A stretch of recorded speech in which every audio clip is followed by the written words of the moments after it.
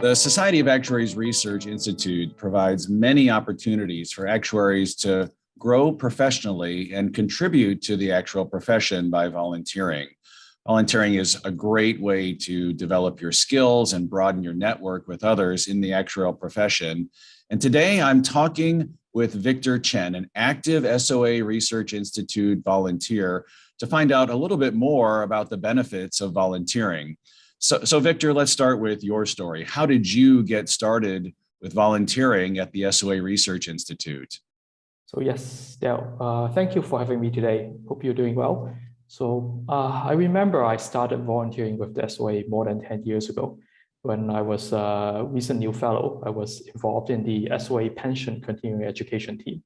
I was based in Canada back then.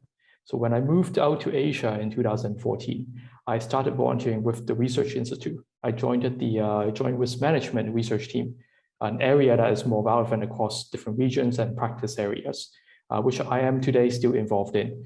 And in 2017, I remember you recommended me as an international member for the Research Executive Committee. And we have been working closely together on all aspects of the SOA research governance since then. I also joined the research communication team. And throughout this period, I have consistently participated in at least 1 or 2 research project oversight groups each year still. So I'm grateful for all the different opportunities SOA has offered me. I get to work with different academics, industry leaders, past presidents of the SOA, other subject matter experts and peers to really collaborate and influence. So I would say that volunteering with the SOA over the years really helped shape who I am as an actuary and as a leader today.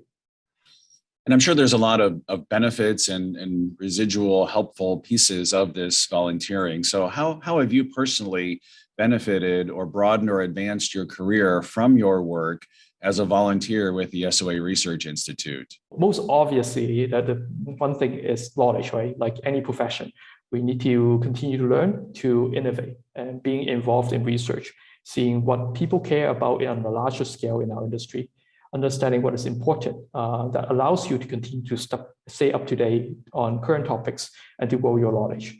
And then to guide research to generate value for our profession that is both fun and rewarding. That's why I continue to sit on these project oversight groups over the years, even though I'm now more involved on the governance or strategic level in the REC, Research Executive Committee. I don't want to lose touch of that developing knowledge. So obviously keeping up with knowledge is a really key thing. And the second thing is soft skills or leadership skills, communication, how to work with others, influencing across cross-functional teams to achieve a common objective. We talked about actuaries as business leaders. These are some of the skill sets you will need to learn as a leader. And when I started my career, I thought to myself, I'm more of a technical person. I would never envision myself working in a style where I'm using my soft skills just as much or if not more than my actual techniques. But that's actually what is happening today. And with the Research Executive Committee, I get to develop these leadership and communication skills much earlier in my career than my peers. So it's really a unique opportunity because you don't get these type of exposure early on when you're at a junior level at your company. And this is also not taught on books, right? You need to actually study by participating and getting that experience through working in these remote cross-functional teams. You get to learn more from leaders like yourself there. And I actually picked up a lot of watching you run meetings, present onto the board, and over this time, also understand what leadership style fits me better. So the reality is often when you learn to deal with others and to work with others, you also learn a lot more about yourself as well.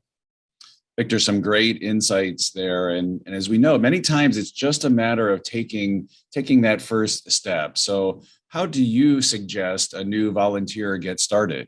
So on the last point, which is quite a new topic, which is leading from a distance or working remotely. So in my research volunteering roles, you get to work with people across different regions, across different time zones. You don't always get that physical proximity like you do in an office. How do you maintain or to improve effectiveness in a remote team? That's always been a challenge in these roles. And I was lucky enough to have a lot of years of experience practicing this with the SOA. And when we suddenly find ourselves in an environment with COVID, that has changed how we work. It didn't worry me as much leading from a distance. For example, sometimes I would start a meeting by introducing my dog, make small talks to the team to make sure they're doing okay during the lockdown. So this is a pleasant surprise or bonus for my volunteering experience.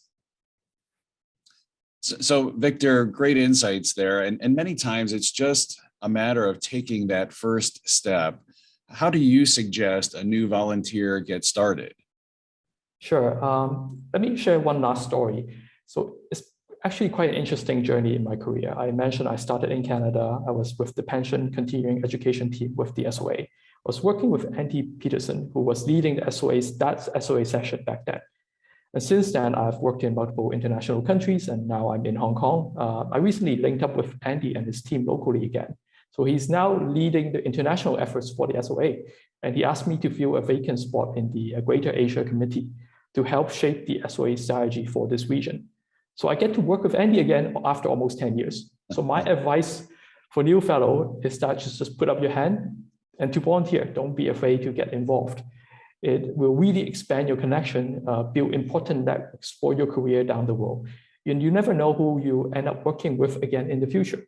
Someone you meet during your volunteer opportunity might recommend you for your next role. Victor, many thanks for stopping by to discuss all these benefits of volunteering with the Society of Actuaries Research Institute. Thank you, Dale.